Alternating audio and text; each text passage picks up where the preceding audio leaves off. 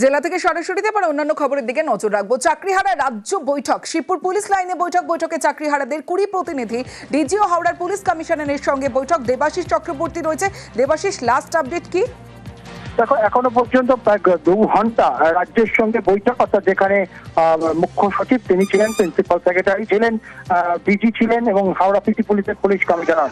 প্রাথমিকভাবে মুখ্য সচিব তিনি 10 মিনিট তাদের সঙ্গে দেখা করেন, দেখা করে তিনি চলে যান। পরবর্তীকালে ডিজিকেও দেখেছি আমরা, মিটিং এর 8 ঘন্টা পর তিনি বেরিয়ে গেছিলেন। কিন্তু প্রিন্সিপাল সেক্রেটারির সঙ্গে কার্যত 2 ঘন্টা বৈঠক করেন আন্দোলনকারীরা, এবং বৈঠকের বেরিয়ে তারা কিন্তু একটি কথাই বলেছিল যে সদস্য করোনা, অর্থাৎ তাদের যে দাবি পুনর্বহাল, চাকরিতে পুনর্বহাল এবং তাদের কোন রকম পরীক্ষা তারা আর দেবে না, এই দাবি কিন্তু রাজ্য মানতে পারবে না। তার কারণ রাজ্যের তরফ থেকে যেটা জানানো হয়েছে, তাদেরকে সরাসরি পুরোটাই কিন্তু বিচারাধীন ব্যাপার, তাদের এই অনুমতি দিতে তারা কখনোই পারে না।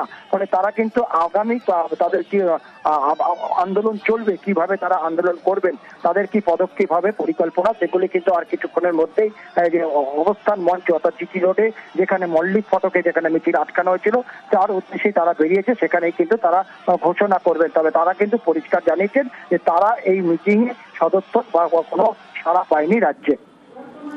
বেশ দেবাশিস, এর আগে চাকরিহারা শিক্ষকদের নবান্ন অভিযান ঘিরে রীতিমতো উত্তেজনা ছড়ায়। শিক্ষক পুলিশ দফায় দফায় বচসা, ধস্তাধস্তির ছবি আমরা দেখেছি। ব্যারিকেড ভেঙে এগোনোর চেষ্টা করেন চাকরিহারারা, আর বঙ্কিম সেতু থেকে নামতেই পুলিশের সঙ্গে রীতিমতো ধস্তাধস্তি চাকরিহারাদের।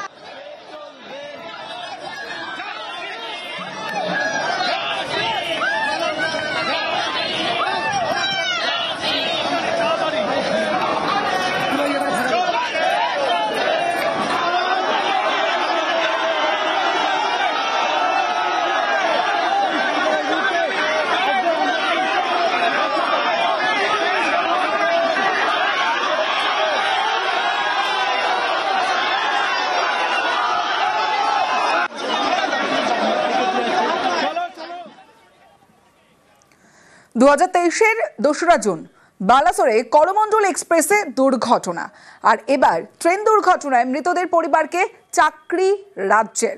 মৃত 13 পরিবারের সদস্যদের চাকরির সিদ্ধান্ত। আরো বিস্তারিত জানাবে সোমরাজ বন্দ্যোপাধ্যায় রয়েছে আমার সঙ্গে। সোমরাজ, দেখো, রাজ্য মন্ত্রিসভার বৈঠকে গুরুত্বপূর্ণ সিদ্ধান্ত নেওয়া হলো, যেটা নবান্ন সূত্রে খবর। 2023 সালে 2রা জুন বালাসোরে যে রেল দুর্ঘটনা ঘটে, সেই রেল দুর্ঘটনায় নিহত 13 জনের পরিবারের সদস্যদের চাকরি দেওয়ার সিদ্ধান্ত আজ রাজ্য মন্ত্রিসভার বৈঠকে নেওয়া হয়েছে। মূলত আজ রাজ্য মন্ত্রিসভার বৈঠকের প্রথম বিষয় ছিল এই বালাসোরে রেল দুর্ঘটনায় নিহত পরিবারের সদস্যদের চাকরি। নবান্ন সূত্রে খবর, মোট 13 জনের পরিবারের সদস্যদের চাকরি দেওয়ার সিদ্ধান্ত আজ নেওয়া হয়েছে। মূলত হোমগার্ড হিসাবে তাদের চাকরি দেওয়ার সিদ্ধান্ত আজ রাজ্য মন্ত্রিসভার বৈঠকে নেওয়া হয়েছে বলে নবান্ন সূত্রে খবর। বেশ সোমরাজ। অগ্নিমিত্রাকে পেয়ে অভিযোগ রেল যাত্রীদের। প্রতিদিন ট্রেন লেট থাকায় হয়রানি যাত্রীদের। মোদীর সভার আগে প্রচারপত্র বিলি বিধায়কের। আসানসোল স্টেশনে প্রচারপত্র বিলি বিধায়কের। বিজেপি বিধায়ককে পেয়ে সমস্যা সমাধানের দাবি। রেল যাত্রীদের সমস্যা মেনে নেন অগ্নিমিত্রা পল।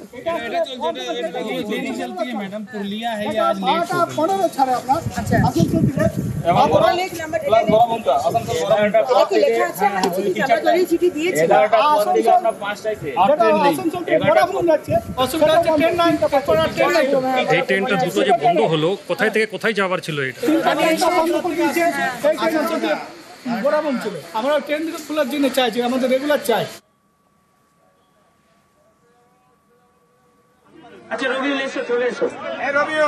এবং আমরা সকলে মিলে আমাদের দাবিগুলো তুলে ধরেছিলাম। সকলে মিলে যে মূল দাবিটা আমরা রেখেছিলাম, সেই মূল দাবিটা ছিল আজকে টেন্টেড আনটেন্টেডদের সার্টিফাইড লিস্ট প্রকাশ করতেই হবে। এটা প্রথম দাবি ছিল আমাদের। এবং দ্বিতীয়ত আমরা সকলে মিলে দাবি রেখেছিলাম যে ওএমআর যেগুলো হাইকোর্টের ডিভিশন বেঞ্চ বলেছিল পাবলিশ করতে, সেগুলো যেন পাবলিশ করা হয়, তার ভিত্তিতে রিপ্যানেলের দাবি আমরা রেখেছি। এবং তৃতীয়ত একদম অকপটে আমরা এরকম ভাবেই বলেছি যে যে রাজ্য সরকারের দুর্নীতির জন্য আজকে আমাদের চাকরি গেছে, সেই রাজ্য সরকারকেই যে কোনো মূল্যে আমাদেরকে পুনর্বহাল করাতে হবে, এবং সেটা রিভিউয়ের মাধ্যমে। এই তিনটে মূল দাবি আজকে আমাদের ছিল। আমাদের জন্য দুর্ভাগ্যের বিষয় যে আজকে 1.5 বছর ধরে রাস্তায় পড়ে আছি, আমরা অন্যের দোষে আজকে সাজাপ্রাপ্ত, অন্যের দুর্নীতির দায়ে আজকে সাজাপ্রাপ্ত, সেখানে দাঁড়িয়ে চিফ সেক্রেটারি স্যার মাত্র 10 মিনিট ছিলেন এবং 10 মিনিট পরে উনি উঠে চলে যান। এটা সত্যিই লজ্জার বিষয় আমাদের কাছে যে আমরা বারবার অনুরোধ করছি, স্যার আপনি চলে যাবেন না, আমরা মর্মাহত এতদিন ধরে এখানে যন্ত্রণায় ভুগছি, আর আপনি 10 মিনিট পরে চলে যাচ্ছেন, আমরা কথাগুলো বলতেও পারবো না। সেখানে প্রিন্সিপাল সেক্রেটারি পড়ে এবং ডিজি স্যার আমাদের সঙ্গে কথা বলেন। আলটিমেটলি যে যোগ্য অযোগ্য তালিকা আমরা চেয়েছি, ওনারা বলেছেন ইট ইজ নোটেড ডাউন, আমরা আলোচনা করছি।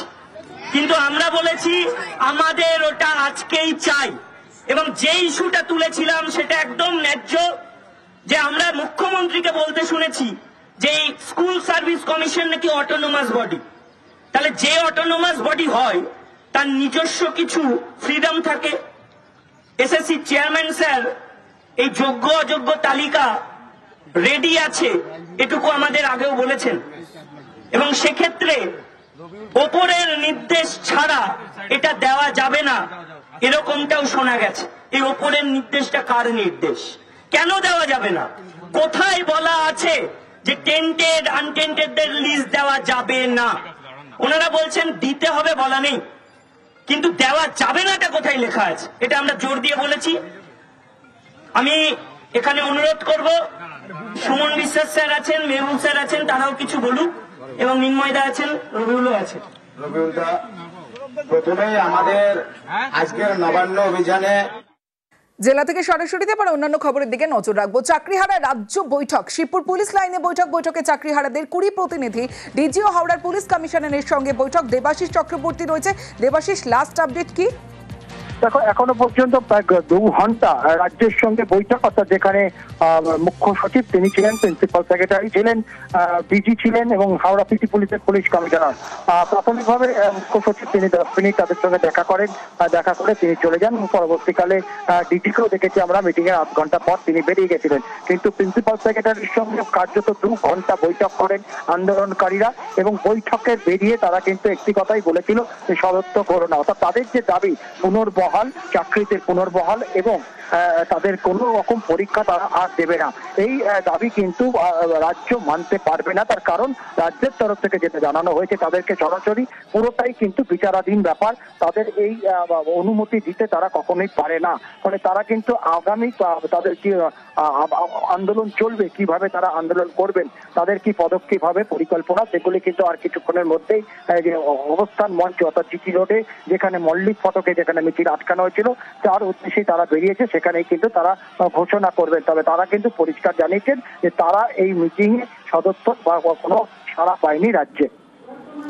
বেশ দেবাশিস, এর আগে চাকরিহারা শিক্ষকদের নবান্ন অভিযান ঘিরে রীতিমতো উত্তেজনা ছড়ায়। শিক্ষক পুলিশ দফায় দফায় বচসা ধস্তাধস্তির ছবি আমরা দেখেছি। ব্যারিকেড ভেঙে কোনো চেষ্টা করেন চাকরিহারারা, আর বঙ্কিম সেতু থেকে নামতেই পুলিশের সঙ্গে রীতিমতো ধস্তাধস্তি চাকরিহারাদের।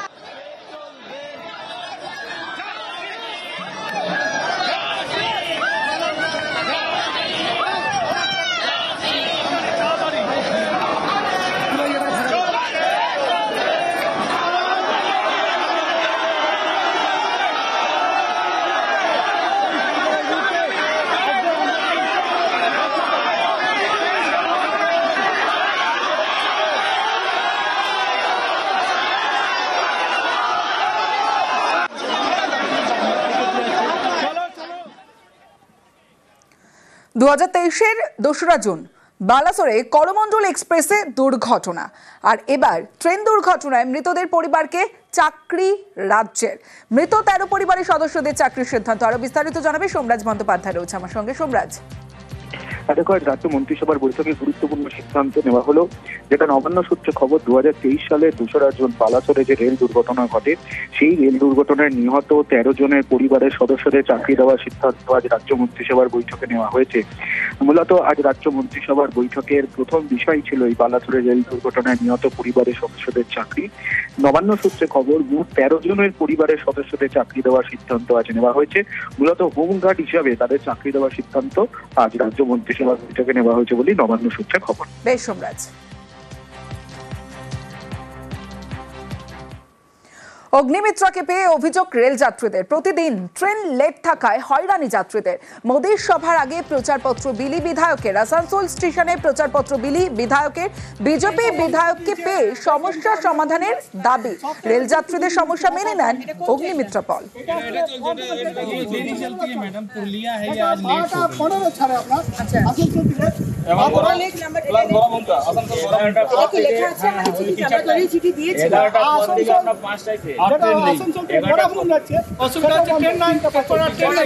এই ট্রেনটা দুটো যে বন্ধ হলো, কোথায় থেকে কোথায় যাওয়ার ছিল এটা? আমরা ট্রেন দুটো খোলার জন্য চাইছি, আমাদের রেগুলার চাই। আচ্ছা রবিউল এসো, চলে এসো।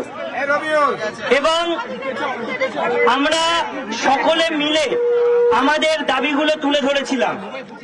সকলে মিলে যে মূল দাবিটা আমরা রেখেছিলাম, সেই মূল দাবিটা ছিল আজকে টেন্টেড আনটেন্টেডদের সার্টিফাইড লিস্ট প্রকাশ করতেই হবে। এটা প্রথম দাবি ছিল আমাদের। এবং দ্বিতীয়ত আমরা সকলে মিলে দাবি রেখেছিলাম যে ওএমআর যেগুলো হাইকোর্টের ডিভিশন বেঞ্চ বলেছিল পাবলিশ করতে, সেগুলো যেন পাবলিশ করা হয়, তার ভিত্তিতে রিপ্যানেলের দাবি আমরা রেখেছি। এবং তৃতীয়ত একদম অকপটে আমরা এরকম ভাবেই বলেছি যে যে রাজ্য সরকারের দুর্নীতির জন্য আজকে আমাদের চাকরি গেছে, সেই রাজ্য সরকারকেই যে কোনো মূল্যে আমাদেরকে পুনর্বহাল করাতে হবে, এবং সেটা রিভিউয়ের মাধ্যমে। এই তিনটে মূল দাবি আজকে আমাদের ছিল।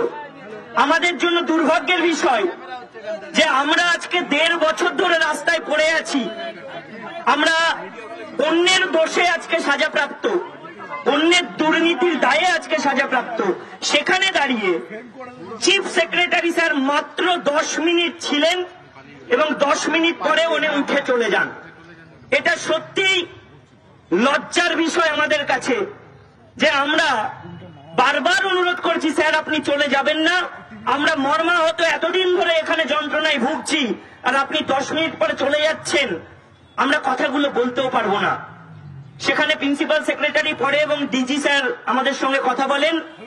আলটিমেটলি যে যোগ্য অযোগ্য তালিকা আমরা চেয়েছি, ওনারা বলেছেন ইট ইজ নোটেড ডাউন, আমরা আলোচনা করছি। কিন্তু আমরা বলেছি আমাদের ওটা আজকেই চাই। এবং যে ইস্যুটা তুলেছিলাম সেটা একদম ন্যায্য, যে আমরা মুখ্যমন্ত্রীকে বলতে শুনেছি যে স্কুল সার্ভিস কমিশন নাকি অটোনোমাস বডি। তাহলে যে অটোনোমাস বডি হয় তার নিজস্ব কিছু ফ্রিডম থাকে।